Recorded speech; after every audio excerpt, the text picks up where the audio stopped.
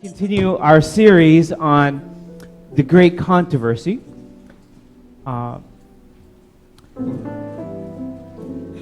Miss Jackie, we're waiting for the switch over here. Thank you. Here we go. I want to continue our series on the great controversy. We've been talking about spiritual warfare, really. We're talking about this fight between good and evil. And this fight that we experience every week, this fight that we is always a part of who we are and what we face in this world. We have characterized it in many ways.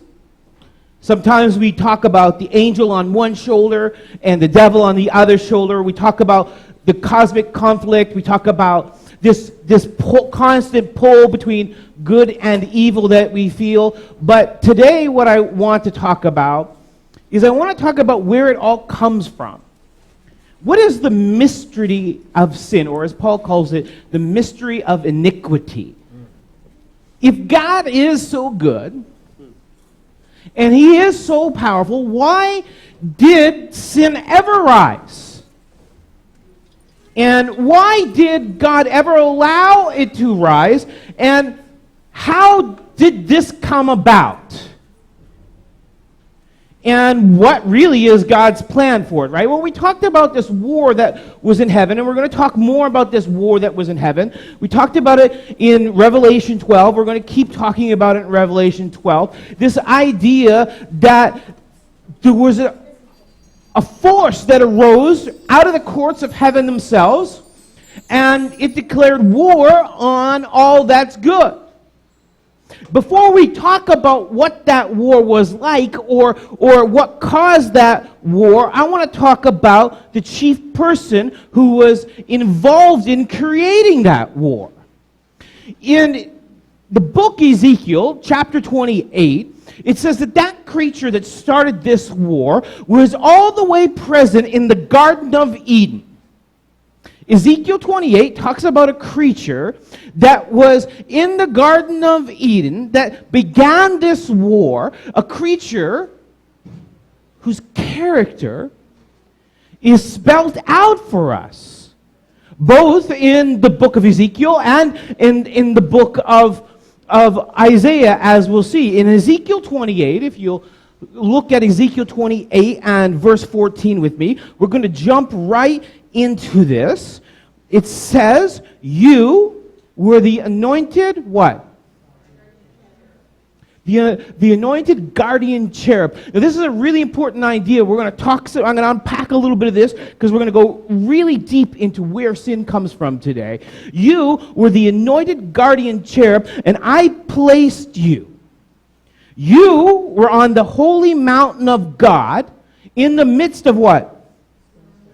In the midst of the stones of fire, you walked. The anointed cherub of God, in the place that God had put him, in the anointed cherub of God. An anointed cherub is an anointed angel. You were an anointed angel, and you were where I placed you amongst the fiery stones. This is a depiction of an angel that is before God's throne. This is an angel that is so close to God, the very next place to go to is God. This is a guardian angel whose task is to be right next to the throne of God. And he was created by God and for a purpose. If we go to the next verse, it says, you were what? You were what? You were blameless.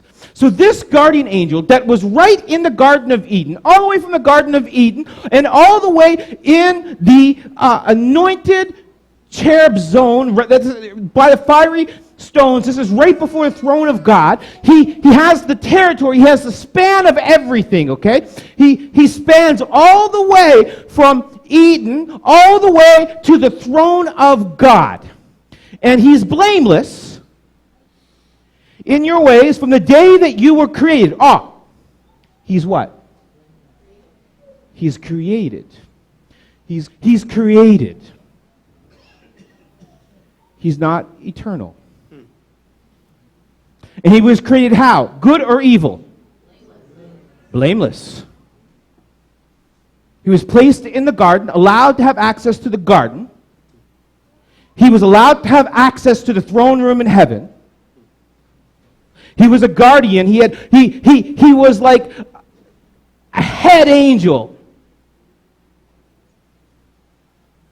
And he was blameless. And he was created. Till what? Until what was found in him? Unrighteousness. Until unrighteousness was found in you. So this is a guardian angel. This is a created angel. And he was not created evil. By the way, this is speaking directly of the king of Tyre. You will find in the Old Testament, God always refers to the devil in an enemy of Israel. So in Ezekiel, Lucifer is depicted as the king of Tyre, and in Isaiah, of course, he would be depicted as Babylon. Right? These are chief enemies of God's people, because really that's what the devil is to us. He is an enemy to us. And so he was perfect, he was blameless, he was in the given territory from the garden to the throne room. And he remained blameless. How long? I don't know. How old is the universe? I don't know. How many eons did this happen? I don't know. But what I do know, that is, he was created blameless. Until. I don't know when until happened. Until unrighteousness was found in him. Now, Isaiah is going to make it very clear about what this unrighteousness was that was found in him. But before we go to Isaiah, we're going to go to something a lot more foundational. Do anyone know this verse?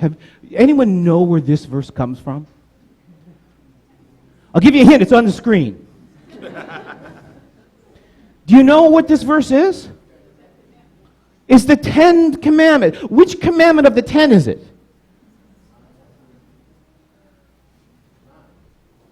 What's the 10th?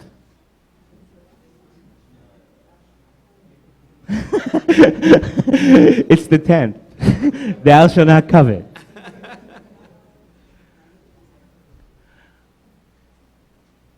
This is an important idea. I want you to stop and think about this. This is maybe something we've not thought about before. Paul says that the idea of coveting is such a foundational idea to him that he, as a Jewish Pharisee, as a Pharisee of Pharisees, he calls himself, he was unaware that he had any sin. Because remember, he did all these ritual things that Pharisees did. He even persecuted the Christians. He did all of these things. He was unaware he had any sin in him. But he could not escape this commandment. He said it was this commandment that convinced him that maybe he had sin in him. You know who he began to covet? The Christian church. This is what Paul says. Paul says, yet, if it had not been for the law, I would have not known sin, for I would not have known what it is to covet if the law had not said, you shall not what? Covet. You know, because the thing about coveting is this. The thing about coveting is it's so normal. It's so natural. It doesn't seem wrong. Like, I can covet what you have, and I didn't take it, so I didn't do anything wrong, right? I can covet what you have because I can do it in here. You never need to know I did it. I might be doing it right now. You see the evilness of covetousness? Covetousness is so evil that you can't tell if anyone's doing it. It's a sin of one in here. And it's a seed that grows into a weed. Let me tell you my story about covetousness. I had a friend named Norm. Norm was like a best friend to me, man. Norm and me, we both grew up raised by single moms. We bonded. We were both kind of geeky kids that didn't fit in any place. We both had single moms, but Norm had one thing I did not have. A rich grandma who bought him a guitar. And Norm would come over to my house, Vinnie, you gotta check out this axe. I'd go over to his house and he'd be jamming out to Bruce Springsteen. And he'd be like, does it sound like Bruce? I'd be like, no. Even when it did, I'd be like, no. You know why? I was coveting. We'd go to parties and Norm would pull out this guitar and he'd start playing Bon Jovi and all the girls would come all around him. And I'd be like, I'm better looking than him. This is not right. See, because coveting produces all of these things in you, right? And then one day he had the gall. Norm, my best friend. Marvin, my best friend. He had the gall to invite me to his house. And you know what he told me? For Christmas, Grandma's getting me an even better guitar. I was so all in here, all very controlled. That didn't sound a thing like Bruce Springsteen. I think you're getting sloppy, Norm. And then Norm said something to me I did not expect. When I get this new flashy guitar that's going to look just like Steve Vai's, if you don't know who Steve Vai is, you really need to Google it. When I get this new flashy guitar that looks just like Steve Vai's, I want you to have my old beat-up Telecaster.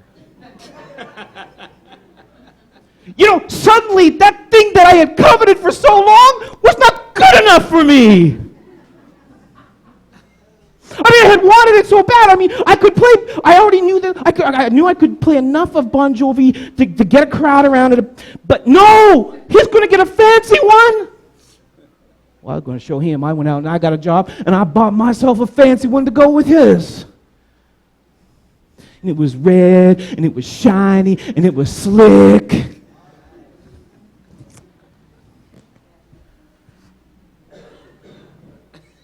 But there was a problem. I have no talent. Marvin, I have no talent. You know this, right? You see me trying to clap like this. But you know what? That didn't stop me, because one day I went to work, and my first job in my first group home as a mental health counselor, you know, those people are supposed to have it all together. And my coworker clicks open this case, and he has this white, shiny, ivory Fender Telecaster. Not like that beat-up one that Norman once gave me, but this white, shiny one. It was smooth. It was like ivory piano keys, but on a guitar. And then he said the magic words to me. I got to get rid of it because I can't make rent. Oh, my coveting was in overdrive. I was like, a guitar like this has to be worth like, what, $400? It was at least an $800 guitar. It's got to be like, what, $400? Now, don't laugh. But my covetousness produced fruit. And it was the 90s, so it's not my fault.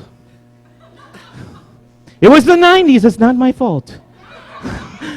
It was the 90s.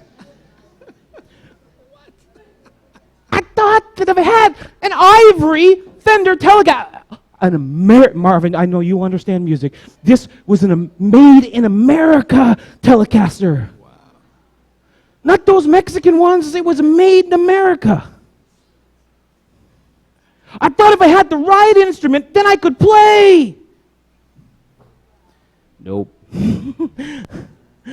I actually ended up selling this, here's the irony, to help pay for bills, just like my friend had.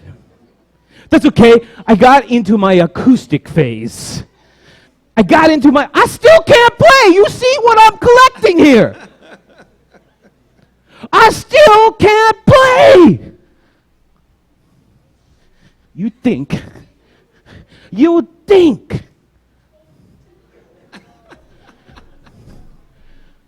would think when I got my first job as a pastor, I mean, if being a mental health worker didn't make me mature enough, my first job as a pastor, I'd be mature enough to put away, I mean, this is a D chord, Marvin. This guitar is so far out of tune it wouldn't matter. You would think my first paycheck in my first district as a pastor, I would do it, would I? I mean, I didn't even save. I mean, it was my first paycheck. Musiciansinstruments.com. Now, Marvin, this is a real Fender, Marvin. It's a real Fender, but it's a Mexican one, made in Mexico. I still can't play. Oh, I covet to be able to play. I mean, I can do chords. I can do scales, kind of.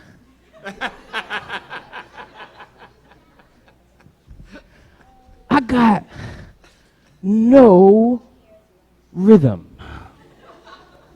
None. That's why you just saw me up there singing.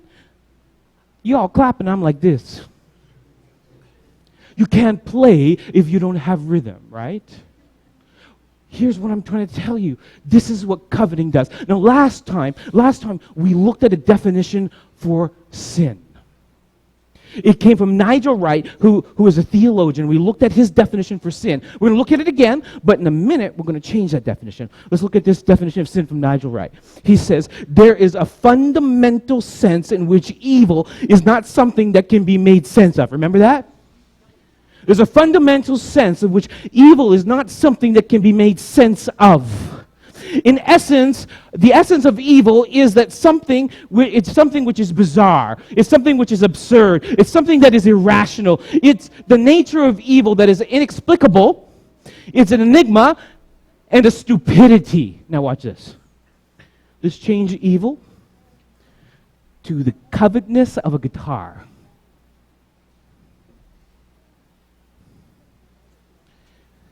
It's a fundamental sense in which covetousness of a guitar is something that can't be made sense of.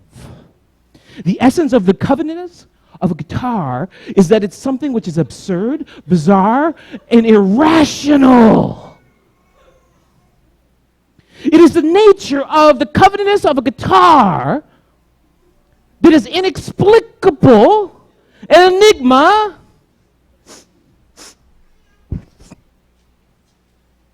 and a stupidity. It's a beautiful, come on, look, it even matches my tie. It's a beautiful stupidity, right? But it's the stupidity. Now you tell me this. In every one of us, there's this thing that wants what it wants. It doesn't care if it's right. It doesn't care if it's healthy. It doesn't care if it produces good fruit or bad fruit. But in us is this desire to want what it wants. And in it is the stupidity, this belief, this absurdity, this enigma that we think that if we can get this one thing, there's one more thing that I can add to my collection of guitars, that it's somehow going to make me good enough, better, worthy of what? I don't need to impress girls at parties anymore. Yeah, you do, Jose. That's right. I'm going to give it to you. He told me I should start a band so I can get some girls. That's what he told me this morning. He told me that this morning. I told him, you should start the band. I don't need any girls. But nothing's going to complete us but God. Covetousness. I want you to think about it in a new way. Covetousness. Because I want you to think about the devil in a new way. By the way, his name was originally, we would say in English, Lucifer. Lucifer is a translation. It is a multiple translation. Okay, starts in Hebrew, moves to Greek in the Septuagint, then moves to Latin in the Vulgate, and comes out as Lucifer. It basically means enlightened one or lightened one. Because remember, he was not created sinful. He was not created evil. How was he created? Blameless, perfect, an anointed. You know what anointed means? A kingly angel who guarded the throne room of heaven and went all the way to Eden. Talk about a guardian angel. Talk about a warrior. Talk about an enlightened one. I don't refer to Satan as Lucifer. I do not. He is not lightened anymore. He was lightened until iniquity, according to Ezekiel 28, was found in him. And the iniquity found in him, Isaiah will point out to us exactly what it is. It's the same iniquity that can be in you, and it can be in me, and nobody will know about it. And the problem with this iniquity that was found in him in Ezekiel 28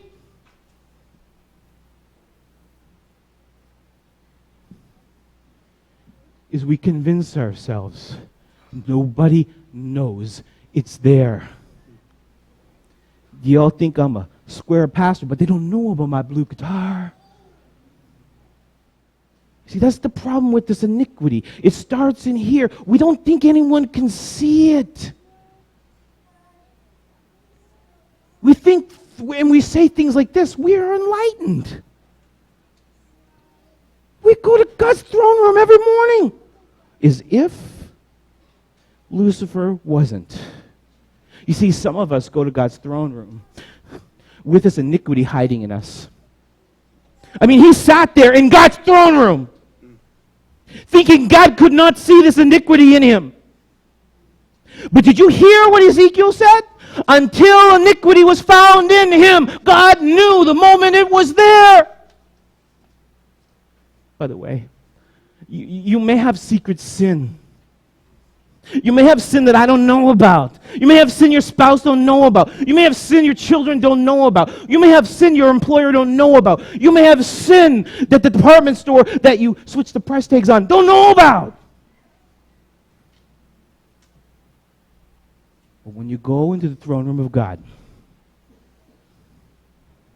he knows about it. You can justify many things, but not that. He knows about it. Now, when we go to Isaiah 14, you tell me what sin it is that's hiding secretly in the lighted one. Look. How? You are what? From where? What did Jesus tell? He said, I saw Satan what? Fall like lightning from heaven. Notice he called him Satan, not Lucifer. Lucifer is the Old Testament term from prior to fall. He's the enlightened one who falls. The word Satan means different than Lucifer. Lucifer means enlightened one, the one that arises at dawn. Sorry, vegetarians. Morning star? It is what it means. Think about that when you're eating your veggie burgers.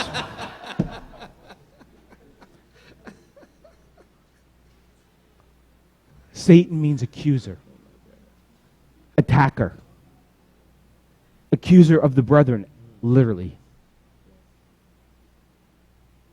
Oh, how you have fallen from heaven, O day star, O son of dawn. Oh, how you were cut down to the ground, you who laid nations low. You who said in your heart, are you listening for his sin? You who said in his heart, I will ascend to heaven above the stars of God. You know what the stars of God are, right? Revelation chapter 1, the stars of God are the angels of God. You have said in your heart, I will ascend to heaven above the angels of God. I will set my throne on high. I will sit at the mount of the assembly.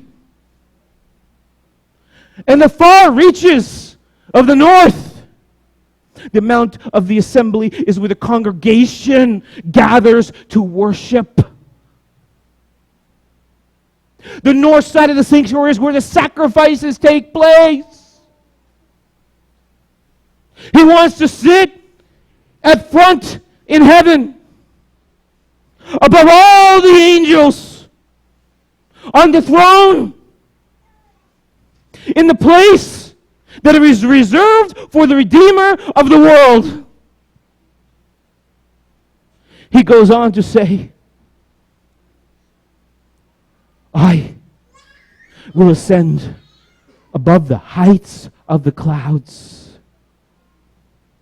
I will make myself like what? The Most High. Like the Most High. He was blameless. He was a guardian cherub. His territory was from earth to the throne room of God, walking among the fiery stones before the throne of God himself. If we look carefully back at Ezekiel 28, you will see that he flat out says that he's a God. And when we look at Isaiah 14, we say that he says he wants to sit above the throne of God. He wants to sit above the assembly of God. He wants to sit in the throne of the Redeemer. He wants to be above the angels. He wants to be above the clouds. He wants people to recognize him just like I wanted people to recognize me for having a cool guitar.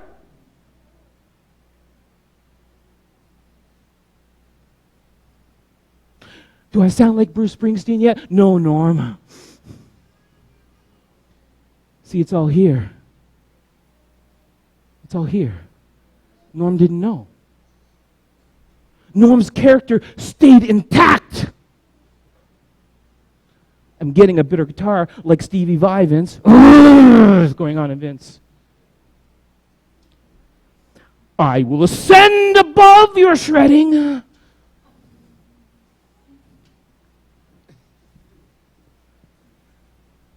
Vince, would you like my old guitar?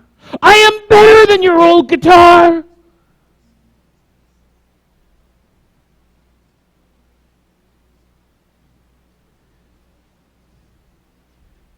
He was made perfect. He was made blameless.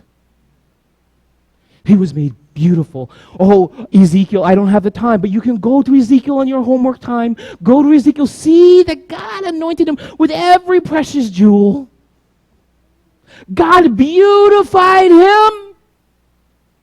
And just like I said, I am a child of a single mom, just like Norm is a child of a single mom. Why don't I have the cool guitar? Why does he have it? Why did God favor him with a rich grandma and not me? Verse 15. But you are brought where? You are brought where? Down the shield. Down the Sheol. The pit. As far as reaches the pit. The abyss, if we were talking about it in Greek. You are brought down to hell. You are brought down to the place of the abode of the dead.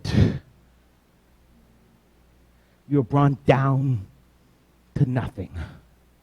And so is the path of all who follow Satan's road. Here's Satan's road. Do you know Satan's road? This is Satan's road.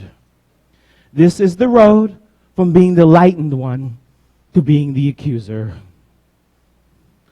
I will ascend to heaven. I will set my throne on high. I will sit at the mount of the assembly. I will ascend above the clouds. I will be made like God. What is the common phrase? I. There is no I in love.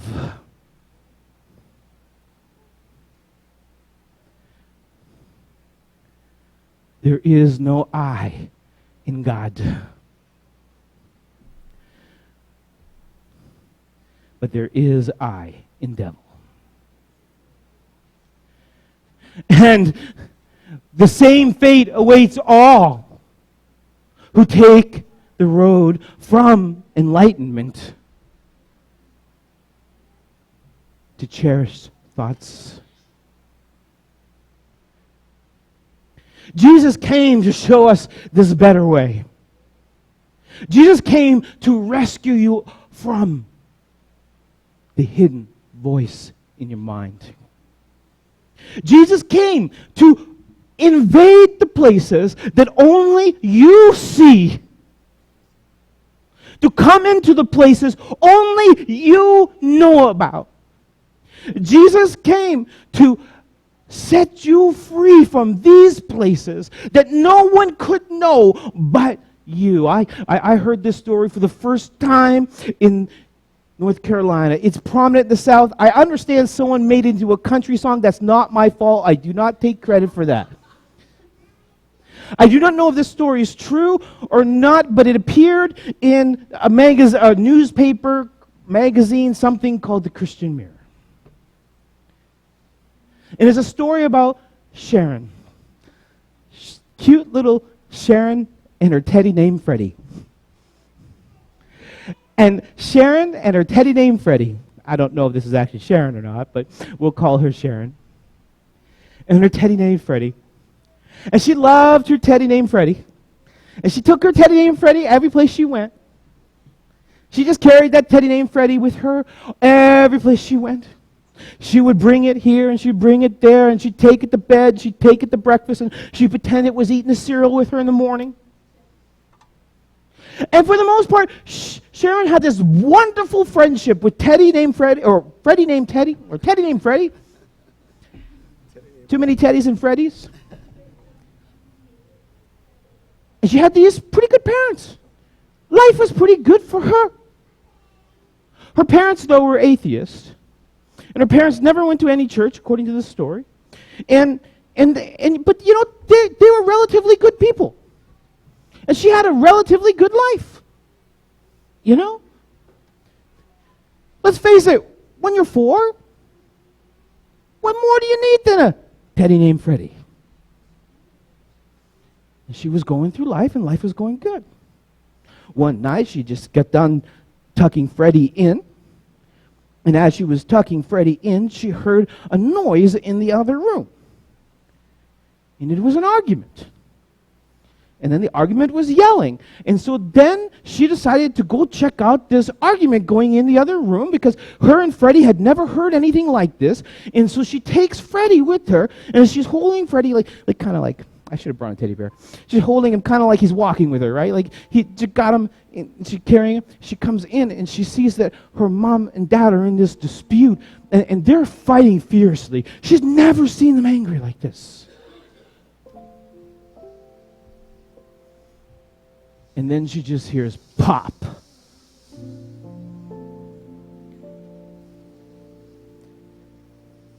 And she drops Freddie for the first time ever.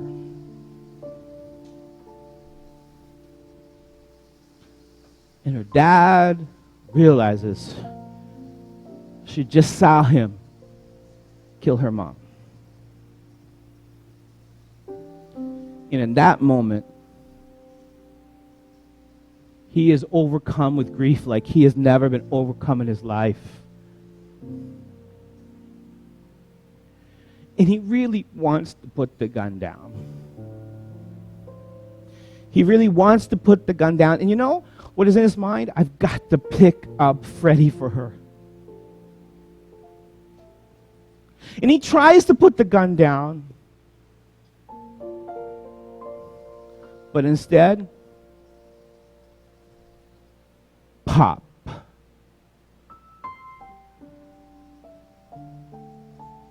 And then she's alone. Thank God for foster care. If you've not considered foster care, this is my plug. You should consider it. If you've not considered adoption, this is also my plug. You should consider it. Sharon got adopted into this family, this Christian family. They began to take her to a church. So the Christian Mirror says it was a Baptist church, makes sense, it's the South. And they enrolled her in a church school. And one day in the morning devotion, teacher showed a pretty generic picture of Jesus.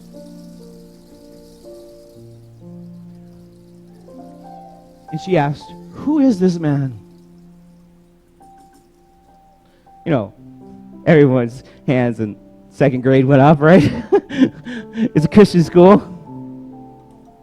But Sharon's hand went up, and the teacher ignored her because she didn't come from a Christian background, and she was new in the school, and she didn't want her to say something embarrassing, right? And Sharon is like, no, I know who this is. I know who this is. I know who this is. Please pick me, please pick me. And she's like, we'll get you on the next question, Sharon. No, I want to tell you who this is. No, Sharon, it's okay. And Sharon's getting upset. She's beginning to hyperventilate. She's beginning, her face is going red, and the teacher's kind of freaking out. What do I do? What do I do? If I ask her and she gets it wrong, everyone's going to laugh at her. But if I don't, she's going to vomit right here. She's so upset. What do I do? Please, please, please pick me. I have to tell you who this man is. Okay, Sharon, who is he? He's a policeman. And everyone laughed. He came to my house. He was the first one at my house. After the pops. And he picked up Freddie. And he held me and Freddie. And he whispered in my ear,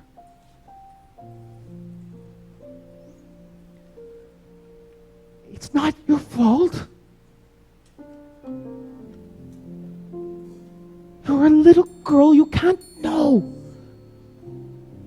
the secrets hidden in a parent's mind.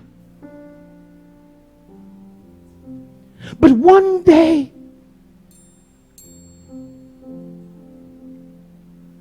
it will be all okay. One day, it will all be right."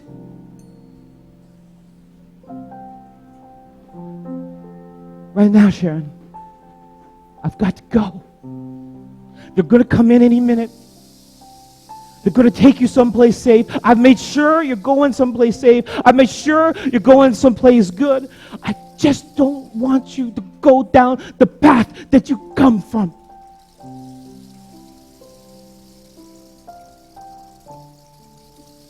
This blood will go away. And you will be cleaned. Remember what I've told you. And so I picked this appeal because this idea of covetousness is so secret. This idea of hidden sin, this idea of these things that are in the mind that no one can know about. This idea that I sometimes don't examine them myself. This idea is that we just need to always be being made clean. Yes, evil is terrible. Yes, it's going to keep attacking us. Yes, we're going to see week after week as we go through this series, it's an ongoing assault on us. But Jesus picks up our Freddies, our Teddies in our lives. But we have to keep letting him clean us. Oh, Spirit, come. Make us humble. We turn our eyes from evil things. Oh, Lord,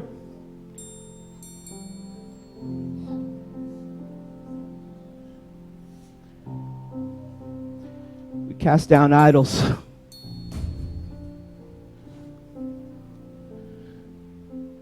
So give us clean hands. Give us pure hearts. Let us not lift our souls to another. Come on, praise team.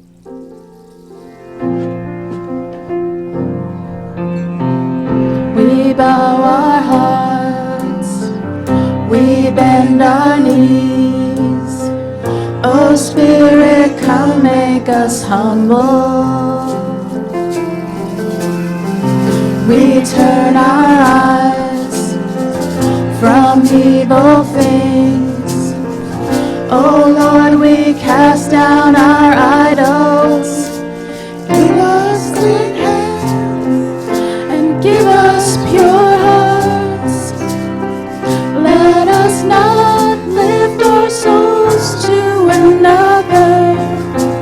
Give us clean hands, give us pure hearts. Let us not lift our souls to another. Oh God, let us be a generation that seeks your face. Oh God of Jacob. Oh God, let us be a generation that seeks your face. Oh God of Jacob. We bow our hearts, we bend our knees. Oh Spirit, come make us humble. We turn our eyes from evil things. Oh Lord, we cast down our idols. Give us clean hands, give us pure hearts. Let us not lift our souls to another. Give us clean hands, give us pure hearts. Let us not lift our souls to another. Oh God, let us be a generation that seeks your face. Oh God of Jacob. Oh God, let us be a generation that seeks your face. Oh God of Jacob.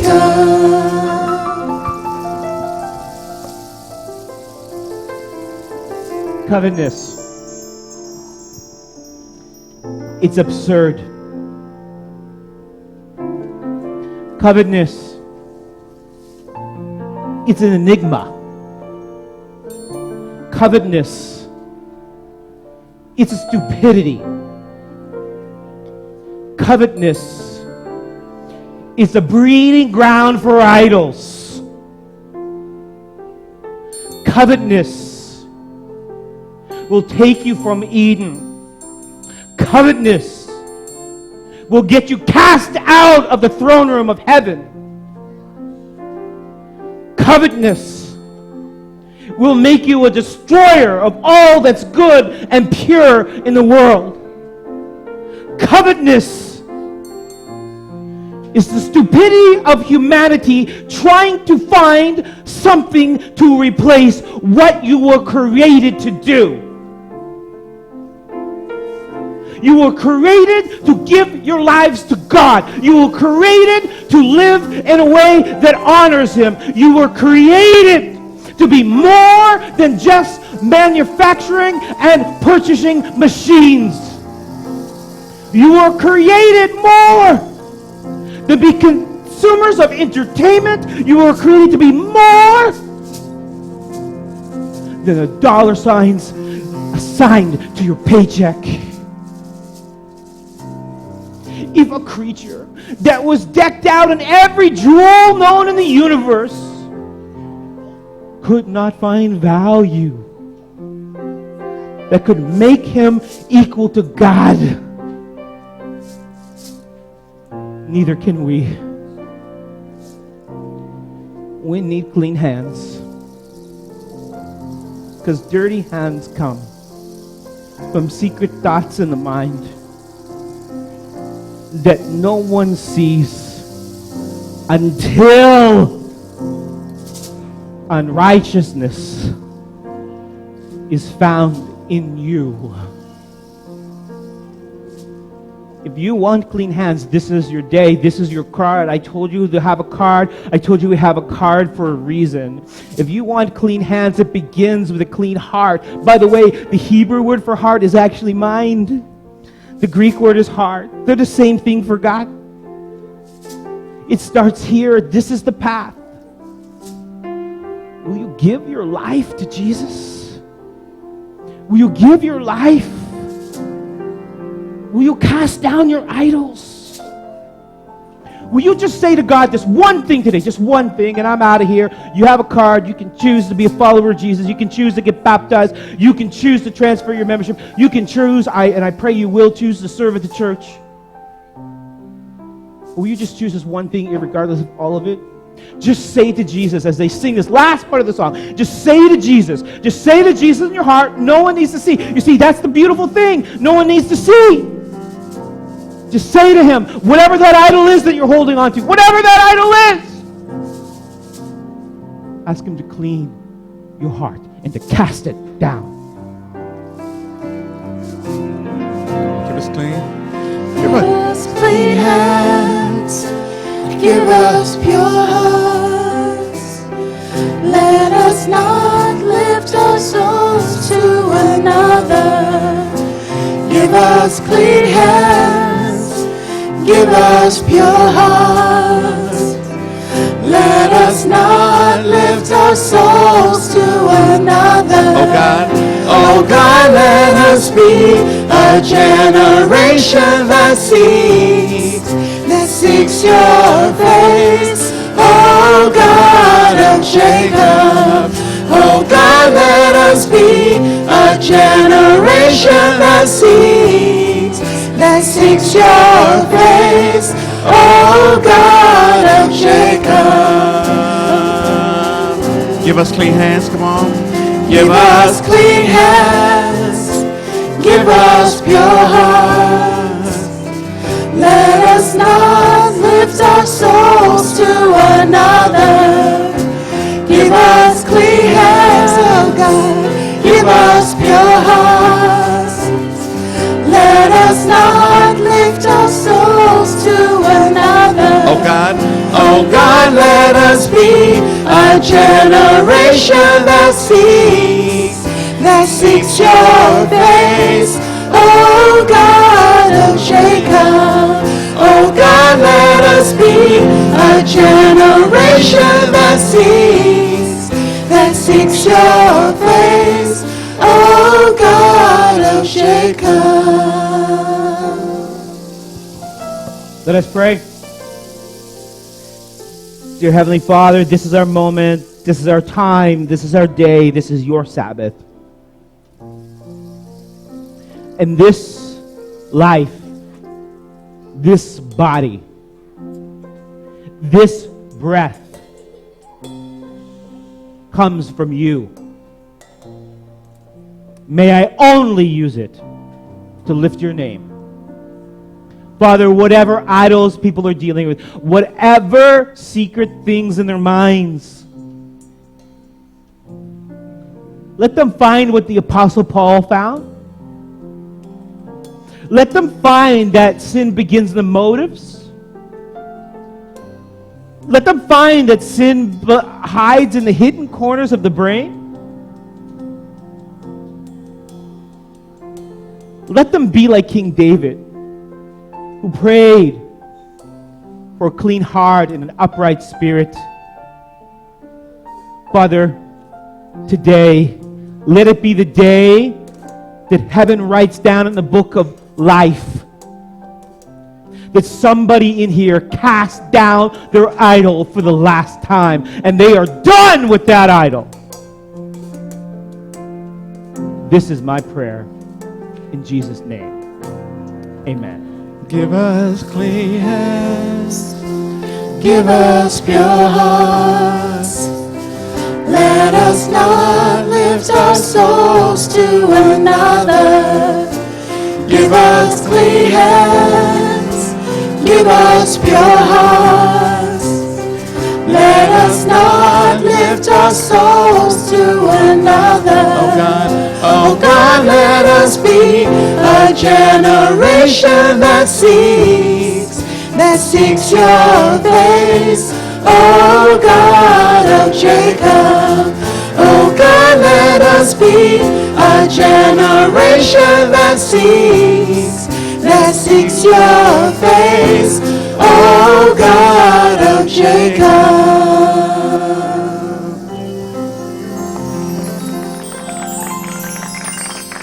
Can we give the Lord a hand praise for the word?